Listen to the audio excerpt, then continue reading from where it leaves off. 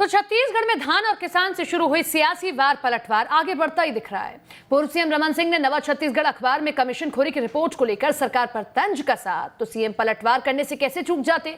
उन्होंने रमन सिंह को नकली किसान और बेरोजगार नेता तक कह दिया है। ये रिपोर्ट देखिए।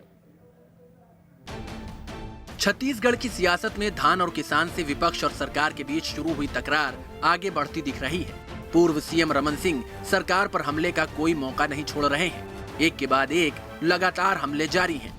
उन्होंने 2 दिन पहले एक अखबार की रिपोर्ट को आधार बनाकर कांग्रेस सरकार पर कमीशनखोरी का आरोप लगाया।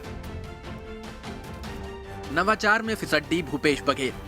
सरकार कमीशनखोरी के नए तरीकों में अव्वल होती जा रही है।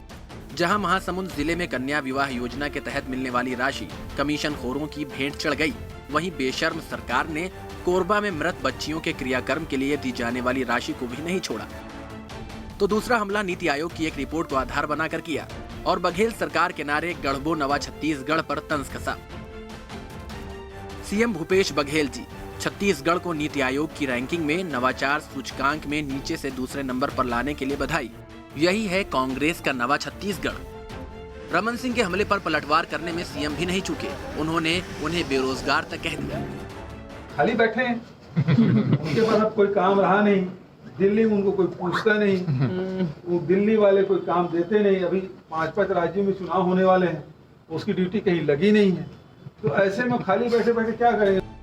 यही नहीं, सीएम ने प्रदर्शन के दौरान उनके पहनावे को लेकर भी तंज कसा और नकली किसान बताया। किसान तो एक ही गमछा लेके चलता है, लेकिन रमन सिंह जी सिर पे भी बांधे हैं, गले में लगाए हैं, तो उनको बताना पड़ रहा है कि मैं किसान हूँ। आमतौर पर किसान लगाते थे, हमारे किसान कांग्रेस के जब भी कार्यक्रम होता है हम लोग उस गमछे लगाते हैं, लेकिन वो लगाएं अच्छी बात है। अब ये है कि किसान की तरह पटकू कब पहनेंगे। तीसरा एक और गमछा होना चाहिए था, जो पटकू पहनते हैं वो भी पहन लेते, कमर में बांध लेते, तो समझ आ जाता कि हाँ भाई किसान बनने की कोशिश कर रहे हैं। तो नकली किसान है, वो कितना भी कोशिश कर ले वो सफल नहीं होंगे। किस आधार पर भारतीय जनता पार्टी के लोगों को किसान नहीं है बोलेंगे? सबके पास पट्टा है। मैं प्रदेश अध्यक्ष के नाते मैं किसान हूँ। मेरे पास 2-2, 3-3 जमीन का मतलब गांव में पंजीयन हुआ है, धान बेचे हैं। तो मतलब उनका ही कहना कि भारतीय जनता पार्टी के लोग किसान नहीं हैं, बिल्कुल असत्य है। कोई भी इस बात को विश्वास नहीं कर सकता है। रमन सिंह पर सीएम निशाना साधने लगे तो एक के बाद एक हमले करते गए। उन्होंने पूछा, केंद्रीय कानून का समर्थन करते हैं तो धान बाहर की मंडी में बेचना चाहिए। राजीव गांधी योजना को बोनस मानते हैं तो बीजेपी नेता पैसे लौटा दें। दिल्ली की सरकार कहते हैं कि निजी मंडियों में बेचें तो आय दुगुना हो, तो आय दुगुना करने के लिए उन्होंने मक्का का ट्वीट भी किया है। तो धान भी बाहर में बेच लेते, क्यों यहाँ शासन की योजना का लाभ ले रहे हैं। कि राजीव गांधी किसान न्याय योजना को भी बोनस मान रहे हैं भारत सरकार, उसके मंत्री जी कह रहे हैं बोनस, जबकि ये बोनस नहीं है।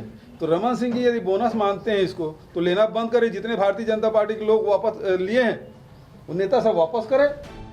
विधानसभा के बजट सत्र से पहले सरकार और विपक्ष के बीच शह और मात का दौर जारी है। ये सिलसिला कहां तक जाता है, ये भी देखने वाली बात होगी।